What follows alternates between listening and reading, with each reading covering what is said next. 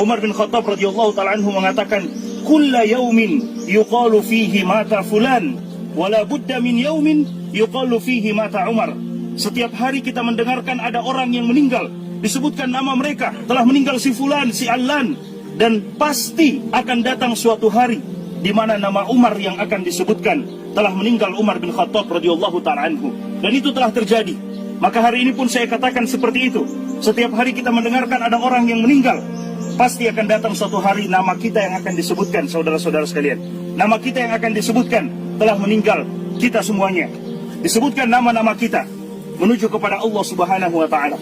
Suatu ketika peristiwa yang sama terjadi kepada Al-Imam Al-Hasan Al-Basri rahimahullahu ta'ala. Ketika selesai menguburkan jenazah, ada seorang laki-laki datang yang sekedar ikut menguburkan jenazah. Dia tidak tahu siapa jenazah yang meninggal ini. Maka dia bertanya kepada Imam Al-Hasan Al-Basri, "Siapa orang yang meninggal ini, wahai Imam?" Al-Imam Al-Hasan Al-Basri kemudian melihat kepada orang yang bertanya tersebut dan mengatakan, "Hadza ana wa anta."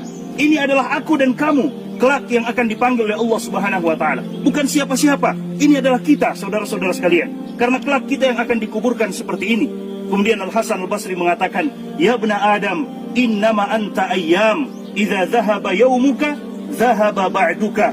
Wahai anak cucu Adam, sesungguhnya engkau hanyalah hitungan hari demi hari. Jika sehari dari kehidupan kita pergi, bukan berarti umur kita bertambah, tidak. Tapi jatah kehidupan kita hidup di dunia itu semakin berkurang. Sehari dari kehidupan kita pergi, berarti semakin dekat kita menuju kepada Allah Subhanahu wa ta'ala. Rasulullah SAW setelah melaksanakan penguburan jenazah seperti ini, Rasulullah SAW juga mengatakan kepada sahabat-sahabatnya, "Ya ikhwani, limithli hadza fa'iddu." Wahai saudara-saudaraku, untuk keadaan yang seperti ini, maka persiapkanlah bekal. Persiapkan bekal, karena pasti kita akan seperti ini. Persiapkan bekal, karena ketika kita selesai dimakamkan, tidak mungkin lagi kita untuk kembali ke dunia, untuk menyiapkan, untuk beramal kebaikan. Tidak mungkin. Setelah kita dikuburkan, selesai. Dan itulah yang disebutkan oleh para ulama kita dengan kiamat sukro buat kita. Kiamat kecil buat kita ketika kita telah dikuburkan. Karena tidak mungkin kita bangkit lagi untuk beramal ibadah. Selesai. Apa yang telah kita kerjakan akan kita dapatkan hasilnya. Dan apa yang kita lakukan dari dosa dan maksiat akan kita lihat juga hasilnya di hadapan Allah Subhanahu wa ta'ala. فَمَنْ يَعْمَلْ مِثْقَالَ ذَرَّةٍ شَرًّا يَرَهُ وَمَنْ يَعْمَلْ مِثْقَالَ ذَرَّةٍ خَيْرًا يَرَهُ. Siapa yang beramal keburukan akan dilihat sebesar zarrah pun.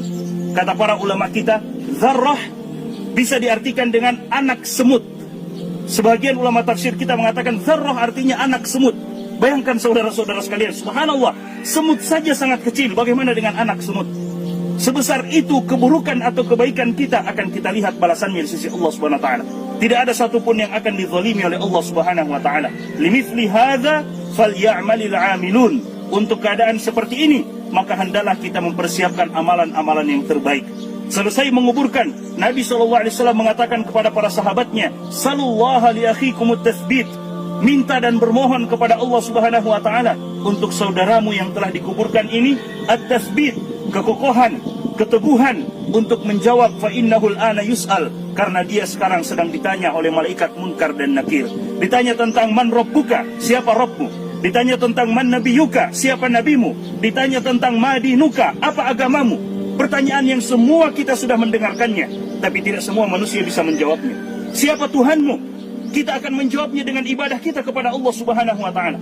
Siapa nabimu? Kita akan mampu menjawabnya dengan bukti nyata mengikuti Nabi SAW, mengamalkan sunnah-sunnah beliau dan menjauhi perkara-perkara yang beliau tidak datang dengannya. Dan apa agamamu? Kita akan mampu menjawabnya jika kita beragama dengan agama yang dibawa oleh Nabi Muhammad.